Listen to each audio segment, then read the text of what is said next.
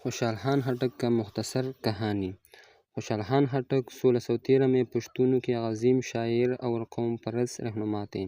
وہ خٹک قبائل کے سردار تھے اور انہوں نے اپنی ساری زندگی پشتون قوم کے اتحاد اور آزادی کے لیے وقف کیا۔ ان کی شخصیت صرف ایک شاعر یا سپاہی تک محدود نہیں تھا، بلکہ وہ ایک فلسفہ اور سیاستدان بھی تھا، جنہوں نے مغلوں کے غلامی کے خلاف بغاوت کی قیادت کی ہے۔ ابتدائی زندگی۔ خوشحال خان خٹک 1613 میں اکوڑی خٹک موجود خیبر پختونخوا پاکستان میں پیدا ہوا۔ ان کے والد شہباز خان خٹک مغل بادشاہ جہانگیر کے وفادار سردار تھے اور وہ اپنے علاقے کے حکمران تھے۔ جب شہباز خان وفات پا گیا تو مغل بادشاہ شاہجہاں نے خوشحال خان خٹک کو قبیلے کا نیا سربراہ مقرر کیا۔ نوجوان خوشحال خان نے بہادری اور قیادت کے جوہر دکھایا اور مغل حکومت کے تحت کی فوجی مہمات میں حصہ لیا۔ مغلوں سے اختلاف اور قید۔ اگرچہ ابتدائی میں خوشحال خان خٹک مغل بادشاہت کے وفادار تھے، لیکن وقت گزرنے کے ساتھ ساتھ انہیں احساس ہوا کہ مغل حکمران پشتون کے ساتھ ناانصافی کر رہا ہے۔ جب اورنگزیب بادشاہ بنا تو اس نے خوشحال خان کو طاقت کو اپنے لیے خطرہ سمجھا اور 1659 میں انہیں گرفتار کرکے گوالیار کے قلعے میں قید کر دیا۔ وہ کئی سال تک قید میں رہا، جہاں انہوں نے اپنے نظریات کی مزید فروغ کیا اور آزادی کے خواب دیکھا۔ بغاوت اور جنگ۔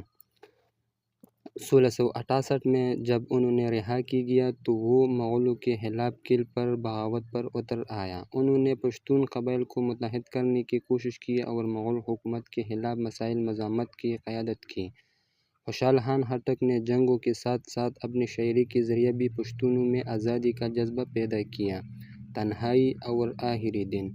خوشحال خان کا سب سے بڑا خواہش تھا کہ پشتون آپس میں متحد ہو جائیں اور مغلوں کی غلامی سے نجات حاصل کر لیں، لیکن بدقسمتی سے قبائلی اختلافات کی وجہ سے وہ اپنی اسی کوشش میں مکمل طور پر کامیاب نہ ہو سکے۔ اپنی زندگی کے آخری دنوں میں وہ تنہا ہو گیا، کیونکہ کچھ قبائل نے مغلوں کے ساتھ صلح کر لیا تھا۔ 1689 میں وہ بیمار اور کمزوری کے باعث انتقال کر گیا۔ ادبی۔ خوشحال خان خٹک نے تقریباً 45,000 اشعار تخلیق کیا، جن میں بہادری، غیرت، آزادی اور قومی اتحاد جیسے مضمون شامل تھے۔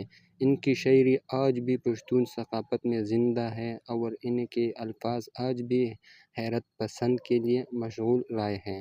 خوشحال خان خٹک کے مشہور اشعار: اگر مجھے پشتون کے اتحاد کا یقین ہوتا تو میں دریا کے پانی کو تلوار سے کاٹ سکتا تھا۔ خوشحال خان خٹک پشتون کی تاریخ کے وہ ہیرو ہیں جنہوں نے نہ صرف تلوار بلکہ قلم کے ذریعے بھی اپنی قوم کو بیدار کیا۔ ان کی شاعری آج بھی پشتون میں غیرت اور آزادی کی روح پھونکتا ہے۔ یہ خوشحال خان خٹک کی زندگی کا مختصر کہانی تھا۔ شکریہ۔